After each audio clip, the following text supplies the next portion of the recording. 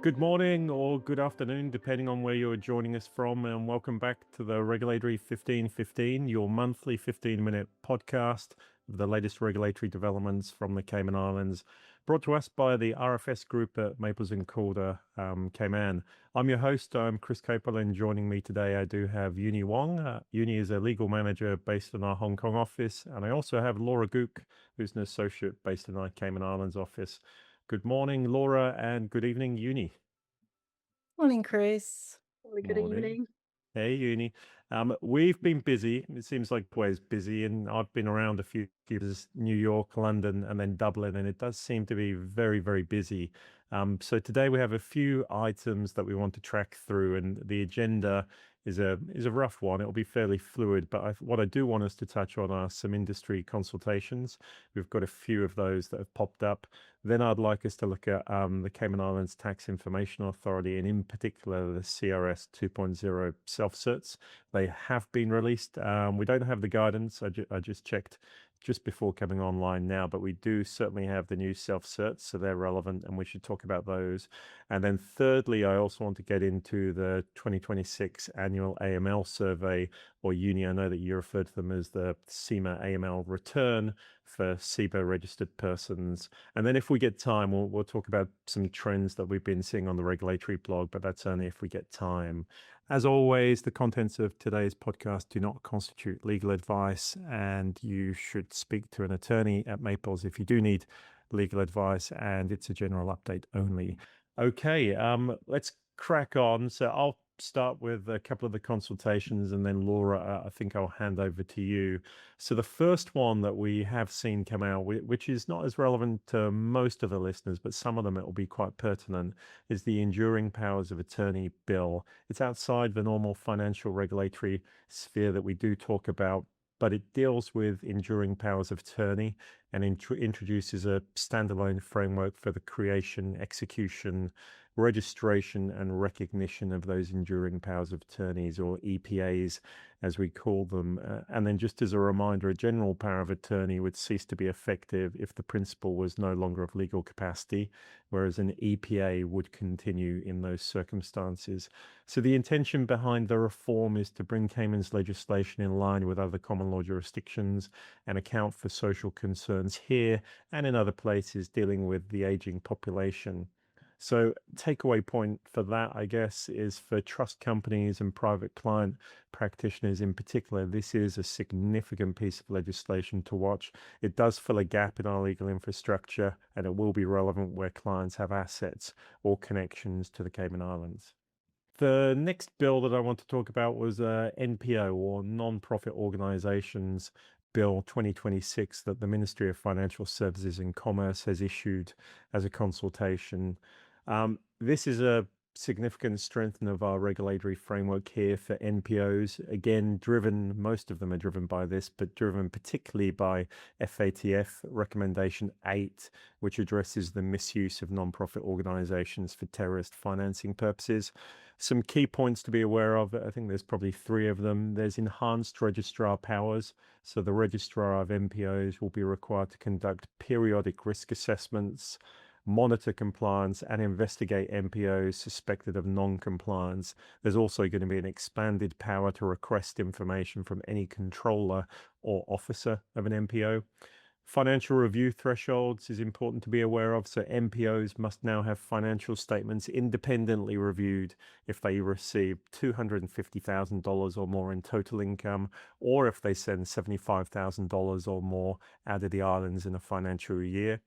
And then the third point to be aware of is that there will be new penalties for controllers or officers who fail to comply with the particular provisions, including providing documents to the registrar, notifying the registrar of changes, and inability to demonstrate compliance with relevant legislation. So takeaway for that draft consultation bill, please do monitor this if you are advising NPO clients, or indeed if you are an NPO. This will be an important development to monitor, and again, it's part of the FATF evaluation that's upcoming. So Laura, I've been cracking on for a few minutes now, so a good chance to get someone else to speak. Do you want to track us through what you have seen? Because I know you've been involved on the Securities Investment Business Amendment Bill 2026. Yeah, thanks, Chris. So, the consultation process by the Ministry of Financial Services and Commerce continued in May, with the second round of consultation being published on the Securities Investment Business Amendment Bill. We'll call it the bill on the 7th of May. So, the second draft did follow an initial round of consultation with industry, which started back in September 2025. And the stated objective of the bill is to bring registered persons, or RPs, closer to the standards required of licensed entities and also for greater compliance in international standards for market intermediaries who are regulated as RPs. Now, if we want to think about this in the commercial context, as at December 2023, there were approximately 1,400 RPs in the Cayman Islands with assets under management of approximately 730 billion US dollars compared to 42 licensee entities with assets under management of around 16.9 billion. So that disparity in the market share is relative to regulatory oversight is really what CIMA is seeking to address with this bill. Hey, Laura, just before you continue, so the risk profile of those CIBA RPs, as you call them, do they warrant the same level of supervision as the 42 licensees you referenced? I mean, that's a great question, Chris, and also a concern of ours. So, an important factor to consider in this is that RPs are predominantly affiliates of larger, often regulated asset managers and advisors who do actually represent a lower jurisdictional risk profile compared to licensees who we know have higher risk activities and also deal with retail clients. So, they do justify a more intensive regulatory scrutiny.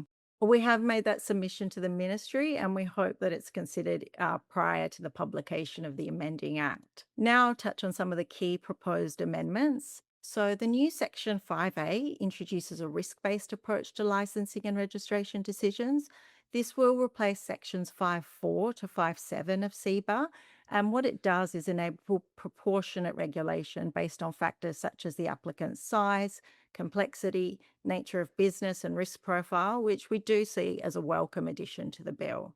This new Section 8.1, if enacted, it will require RPs to seek prior approval from CIMA before issuing, transferring, or disposing of shares or other interests, importantly, where the transaction results in the acquisition of a 10% or more share or interest holding in the RP.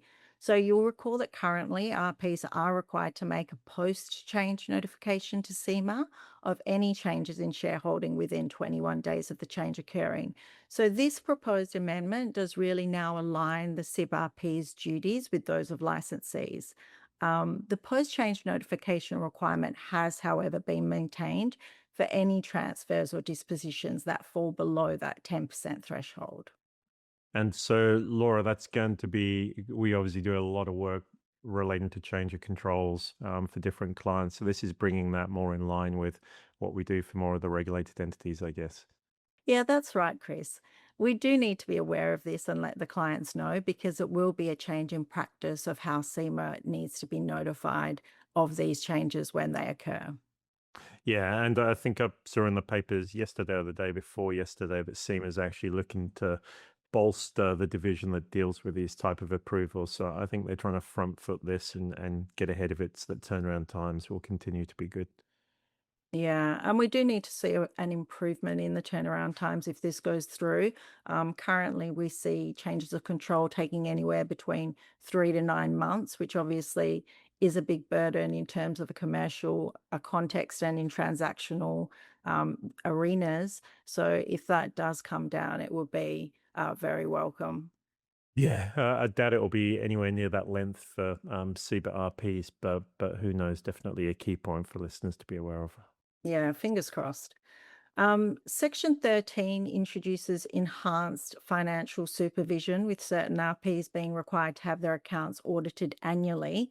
It's currently unclear which RPs this applies to, but CIMA does intend to publish after consultation the criteria for determining which RPs will be subject to this requirement. There'll also be a mandatory filing of regulatory returns and compliance certificates, and CIMA approval will be needed for any change of auditor. The theme of CIMA approval continues. SIB RPs will be required to seek approval before opening any branches, subsidiaries, or representative offices in accordance with the proposed Section 14.1. and also any changes in directors or senior officers. Now, the next point is a big one, and it represents a significant change in corporate governance. So, the new Section 15 will remove the ability for RPs to have a corporate director. And the rationale for this change is that it addresses concern about potential opaqueness in ownership structures. So, Laura, for those clients who do have a corporate director, you mentioned there are some changes there. Is there anything that we're advising them? Well, Chris, assuming the bill is passed as currently drafted, RPs with corporate directors should certainly start to consider transitional planning and indeed whether a bench of three directors would be more appropriate, particularly in light of the fact that approval will now be required for any new appointments. So it's kind of a double edged sword because the risk with the board of two directors is that if one director resigns, then the board of the RP will fall below the statutory minimum requirement of having two directors. So, thought does need to be given there about what needs to happen if the changes come through. Under Section 17, CIMA will also have enhanced enforcement powers for misrepresentation of terms or conditions related to, for example, the disclosure and trading of underlying securities. And the final point I'll make is that in Schedule 2, there is now a provision for activities specified by Cabinet, which gives CIMA flexibility to capture evolving SIB like activities that may emerge with market innovation. So the consultation has now closed. We have been closely tracking the bill's development and advising clients on its practical implications. Of course, if you'd like to discuss how these proposed changes may affect your operations or governance structures, please do reach out to us. Yeah, I was going to ask about the time. I'm glad that you addressed it. I still haven't had any update on this, but it should be landing fairly imminently, I would say. So, yeah, listeners, this is going to be relevant if you do have SIBA RPs. Uni, I know you're going to be talking about the AML returns too, but particularly in Asia, we do see a huge amount of SIBA RPs. So I think you're going to be pretty busy, Uni, as are the listeners in Asia as well. I think that's good news, Uni. I can see by your face, Yeah, that whether is. it's good or bad. Uni, I'm going to hand over to you just after I mention the key point that I'm quite excited about, and that's that the new self-certifications have finally landed for CRS. We still do not have the guidance, as I mentioned in the intro, but we do have the self-certification forms. Let me give you a couple of highlights. We've run a black line against the old self-certification forms. If any other listeners would like to see that, just drop myself, Laura, or Uni, an email. But a couple of the key points. The first one is that the tiebreaker prohibition has gone. So from 1 January 2026, account holders and controlling persons can no longer rely on the tiebreaker rules to resolve multiple tax residencies, and all residencies of tax residents must now be declared on the form. This is a significant shift for our clients, particularly those with complex multi-jurisdictional arrangements.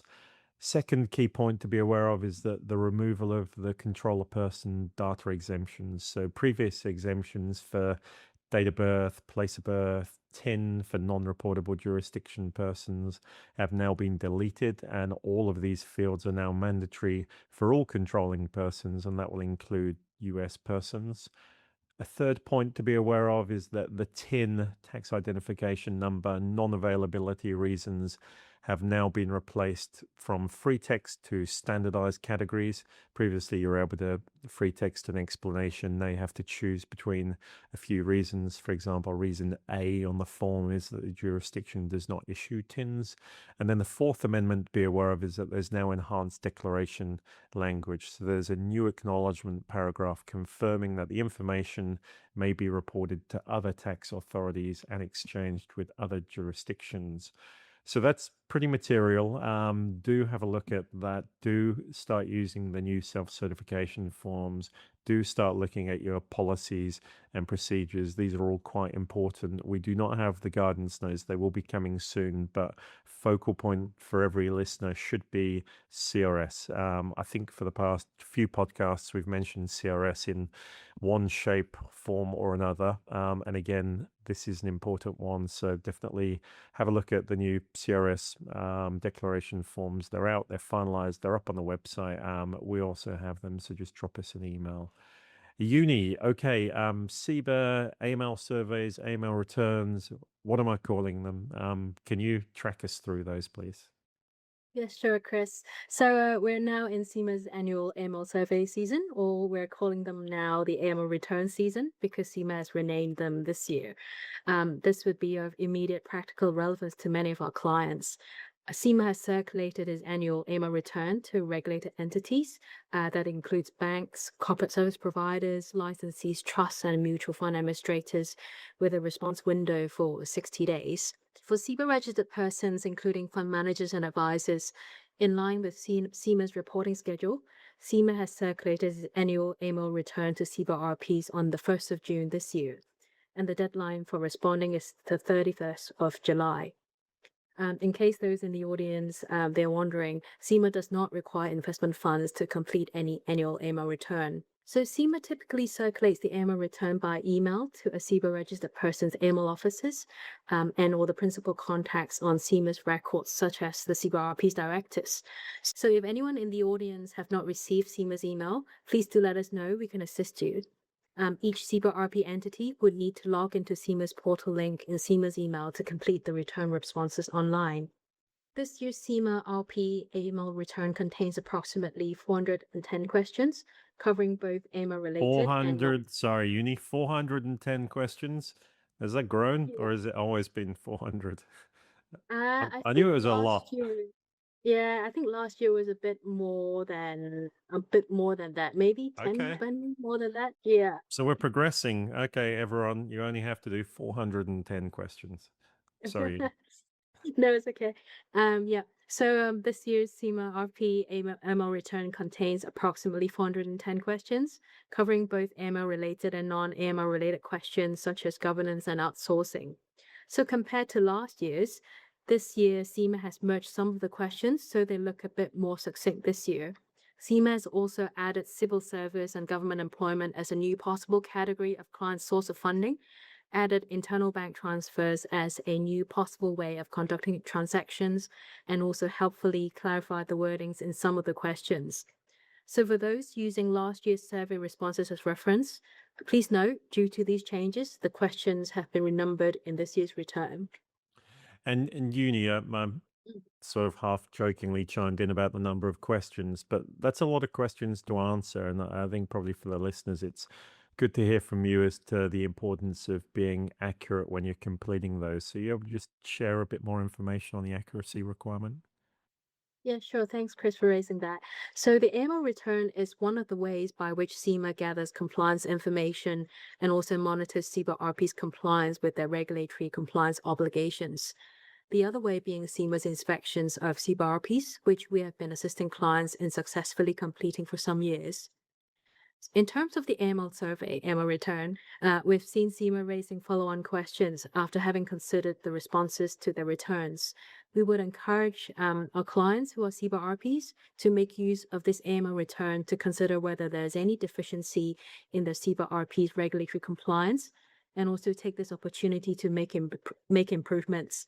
So if you're answering no to some of the questions in the return, that may be a sign that compliance improvements are required. Over the years, our team, the Maples Law Firm Regulatory Financial Services team, have assisted many of our clients in understanding and also responding to CIMA's AML return questions and in addressing CIMA's regulatory compliance obligations. We can provide our clients with our latest commentaries and guidance on this year's CIMA AML return, and we can also help with reviewing and providing comments on our clients' draft return responses before finalizing for submission to CIMA. We can also assist your CIBA registered persons in preparing and putting in place CIMA required compliance policies and procedures, risk assessments, and compliance logs, as well as providing annual Cayman specific AML training. So if you need our assistance, please do reach out to us. We would be happy to assist you. That's normally my role to do the shameless plug, but yeah, we can help in any way that clients will need on this because we have done literally hundreds of them. Uni, you mentioned the accuracy, CIMA looking at this information. I know that recently there's been a few CIBA RP and direct registration cancellations. So do you just want to track the audience through those? Yes, indeed. CIMA has been quite active in enforcement lately. So earlier this month in June, CIMA published several cancellation notices, canceling the CIMA registration of 4 CIMA RP entities and also 1 individual director. So for two of those CIMA RP entities, CIMA's grounds for registration cancellation were pretty similar. They were a failure to file CIMA annual declaration for several years, failure to pay annual fees, failure to maintain a minimum of 2 individual directors, failure to appoint AML officers in breach of the AML regulations, failure to have a registered office in breach of the Companies Act, and CIMA was not able to locate or correspond with the CIBA RP entity. So this serves as a reminder that CIBA RPs should ensure compliance with their ongoing obligations. For the third CIBA RP entity that received the registration cancellation notice, CIMA's grounds were that CIMA had reasonable grounds to believe that the CIBA entity was unable to meet its obligations, had directors who were not fit and proper, and had an ultimate beneficial owner who was not fit and proper to own or control the CIBA RP. And for the last one, the fourth CIBA RP entity, CIMA's grounds were that CIMA had reasonable grounds to believe the CIBA RP entity was carrying on business fraudulently or in a manner detrimental to the public interest, and had not conducted the direction and management of its business in a fit and proper manner. As for that 1 individual director, whose director registration under the Directors Registration and Licensing Act was cancelled by CIMA, the reason provided by CIMA was that the individual was carrying on business in a manner detrimental to the public interest, was not carrying on business as a registered director in a fit and proper manner, and was not fit and proper person to perform a control function or hold the position of a registered director or professional director of a regulated entity. So based on these enforcement activities by CIMA, the pattern is pretty instructive. So CIMA continues to actively clean up their register, particularly targeting entities that have failed to comply with basic ongoing compliance obligations, or where there are serious concerns about fitness and propriety. So the message is pretty clear. If an entity or individual is registered with CIMA, then ongoing compliance obligations and requirements on fitness and propriety must be met. That's pretty much it on the Okay. enforcement front. Yeah. Thanks, Yunie, and thanks, Laura. I was going to talk about trends, and what we're seeing is we've got a really good data from our regulatory blog, but I think we're over time anyway. So what we'll do is for next month's blog, we'll talk about those. We're looking at bringing in a few changes actually to the blog to make it a bit more trendy and a bit more easy to listen to. So we'll see how that lands, and hopefully the listeners enjoy it. So thanks again, Yunie, and thanks, Laura. That is it for this month's episode. I would encourage all of you again to have a look at the CRS forms and the AML returns, because there's a lot of deadlines and they're quickly approaching. There's obviously a few consultations out there that I touched on. But thanks again, and we look forward to giving you another podcast, a more improved podcast next month. Thank you.